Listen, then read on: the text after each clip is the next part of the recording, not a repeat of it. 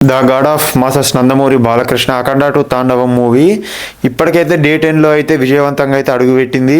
అసలు క్లారిటీగా మాట్లాడదాం, మూవీ ఈ లాంగ్ రన్లో హిట్ అయ్యేటువంటి అవకాశాలు ఉన్నాయా, రెండో రోజు అయితే జరుగుతుంది, హిట్ అయ్యేటువంటి అవకాశాలు ఉన్నాయా, లవ్వా, లేకపోతే అసలు లాంగ్ రన్లో ఎంత కలెక్షన్ రావచ్చు. అంతేకాకుండా మూవీ మీద ఇప్పుడైతే బడ్జెట్లు ఉంది. అవతార్ మూవీ కూడా రిలీజ్ అయింది. అసలు రిలీజ్ అయిన తర్వాత అసలు ఆడియన్స్ ఏమనుకుంటారు, ఫ్యామిలీ ఆడియన్స్ కావచ్చు, అంతేకాకుండా జనరల్ ఆడియన్స్ కావచ్చు, వీళ్ళందరూ కూడా ఏం కోరుకుంటారు ఏం సంగతి అని చెప్పి ఈ వీడియో క్లారిటీగా మాట్లాడదాం. అంతేకాకుండా మన బాలకృష్ణ గారు అభిమానులు ఛానల్ అయితే సబ్స్క్రైబ్ చేసుకోండి. ఈ వీడియోకి అయితే ఒక లైక్ వేయండి. అదైతే మించి అయితే నేనైతే కోరుకుంటున్నాను. అంతకు మించి నేనైతే ఏం ఎక్స్పెక్టేషన్ అయితే చేయట్లేను, ఎందుకంటే మీరు లైక్ చేస్తే నాకైతే మోటివేషన్ అయితే వస్తుంది. మళ్ళీ ఇలాంటి వీడియోస్ అయితే చాలా అంటే చాలా చేయబుద్ధి అవుతుంది. 1000 లైక్స్ అయితే టార్గెట్ అయితే ఇస్తున్నా, ఫినిష్ చేస్తారని చెప్పి అయితే కోరుకుంటున్నా. అయితే మనం ఏమైతే మాట్లాడదాం. ఫస్ట్ ఆఫ్ ఆల్ అయితే ఒక విషయం గురించి అయితే మాట్లాడాలి. అవతార్ 2 అయితే రిలీజ్ అయింది.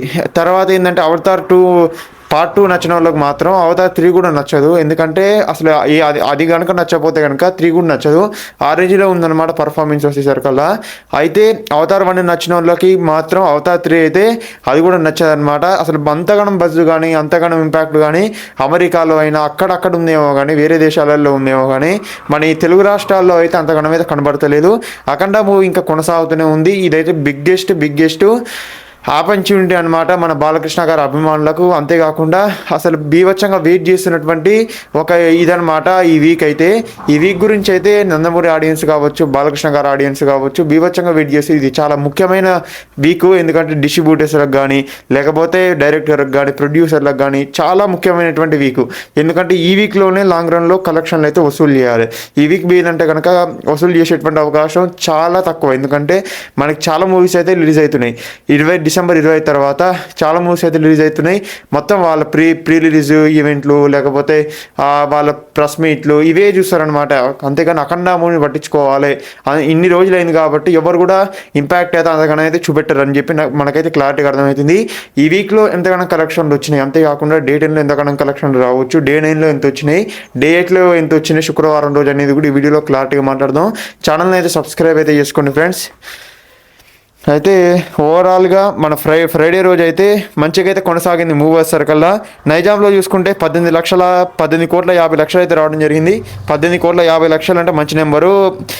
మొత్తానికి టోటల్గా చూసుకుంటే సాటర్డేతోనైతే 1 కోటి రూపాయలు రావచ్చు. అంటే 19 కోట్ల 50 లక్షలు మన సాటర్డేతోనైతే కంప్లీట్ అయితే చేసుకుంది. ఈరోజు 1 కోటి రూపాయలు వస్తాయి కనుక నైజాంలో అయితే క్లీన్ బ్రేక్ డౌన్ అయిపోయి హిట్ అయితే అయిపోతుంది అనమాట. క్లీన్గా హిట్ అయితే అయిపోతుంది. అంతేకాకుండా బ్రేక్ ఈవెన్ అయిపోతుంది. సీడెడ్లో మొత్తం చూసుకుంటే ఇప్పటివరకు అయితే 12 కోట్ల 50 లక్షలు వచ్చినాయి.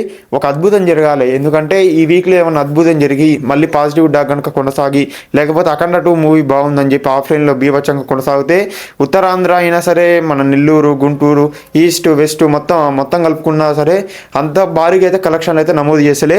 గుంటూరులో ఒకటే 6 కోట్ల టార్గెట్ అయితే 5 కోట్లు అయితే ఫినిష్ చేసింది. ఇంకొక 1 కోటి రూపాయలు వస్తే కనుక గుంటూరులో అయితే బ్రేక్ ఈవెన్ అయిపోతుంది.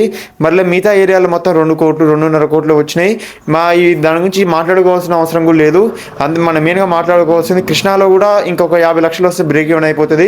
కృష్ణా గురించి మాట్లాడుకుంటే అక్కడ కూడా 4.5 కోట్లు ఆల్రెడీ వచ్చినాయి. ఇంకో 50 లక్షలు వస్తే అక్కడ కూడా బ్రేక్ ఈవెన్ అయిపోతుంది.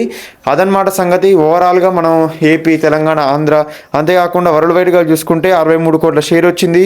110 కోట్ల గ్రాస్ రావడం జరిగింది. 63 కోట్ల 60 లక్షలు అయితే షేర్ రావడం జరిగింది. Total Andhra, Telangana, world wide కలుపుకుంటే.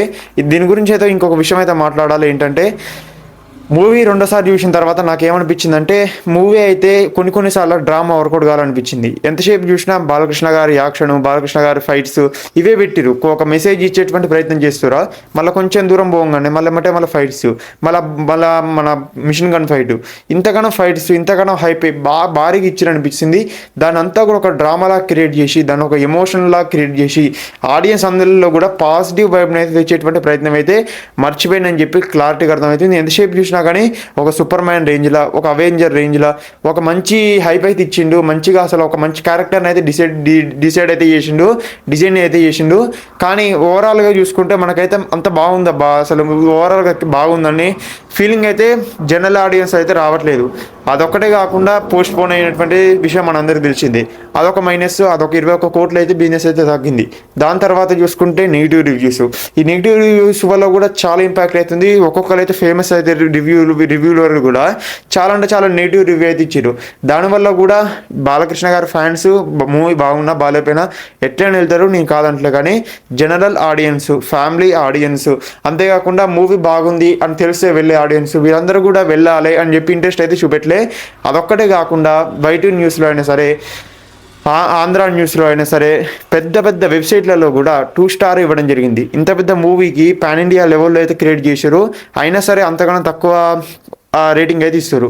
అదొక్కటే కాకుండా బోయపాటి శ్రీను గారు కూడా one of the best mistake ఏంటంటే, అదొక్కటే ఏంటంటే one of the bigger mistake ఏంటంటే ప్రమోషన్లు చేయకుండా ఏ మూవీ అయినా సరే పాన్ ఇండియా లెవెల్కి తీసుకెళ్ళిన తర్వాత హిట్ అవుతుంది అని చెప్పి మీరే ఆలోచించుకోండి. పాన్ ఇండియా లెవెల్కి తీసుకుపోయినప్పుడు ప్రమోషన్లు కూడా అసలు మామూలుగా ఉంటుంది అనమాట. ప్రమోషన్లు కనీసం ఒక 2 నెలలు, 1 సంవత్సరం నుంచే మొదలు పెట్టాలి ప్రమోషన్లు. అట్లా మొదలు పెడితేనే మూవీ అయితే హిట్ అయ్యేటువంటి అవకాశాలు చాలా తక్కువ ఉంటాయి. అట్లా కాకుండా అసలు ప్రమోషన్లే లేకుండా తెలుగు రాష్ట్రాల్లోనే అసలు ప్రమోషన్లు ఎక్కడైనా సరే 2 తెలుగు రాష్ట్రాల్లో ప్రమోషన్లు చేసినా చేయకుండా హిట్ అవుతుంది. కాకపోతే మనం అదర్ స్టేట్లోకి తీసుకుపోయేటప్పుడు ప్రమోషన్లు అయితే చేయాలి కదా, ఆ విషయం అయితే మర్చిపోయానని చెప్పి నాకైతే అనిపించింది.